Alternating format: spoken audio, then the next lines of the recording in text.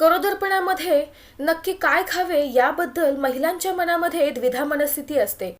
तर सुरुवातीपासूनच महिलांनी कोणकोणते पदार्थ त्यांच्या आहारामध्ये असावेत हे आपण आता पाहणार आहोत. यामध्ये गर्भावस्थेमध्ये फळं खाणे हे खूप गरजेचं आहे. फळांमध्ये असणारे पौष्टिक तत्व हे होणाऱ्या बाळासाठी आणि आईसाठी अत्यंत गरजेचं असतं. आहारामधील दुसरा घटक आहे दूध. गर्भवती महिलांना आपल्या होणाऱ्या बाळाच्या योग्य विकास आणि हाडाच्या मजबूतीसाठी कॅल्शियम आणि प्रोटीनची अत्यंत आवश्यकता असते. दुधाबरोबरच प्रोटीनयुक्त आहारही तितकाच महत्त्वाचा आहे.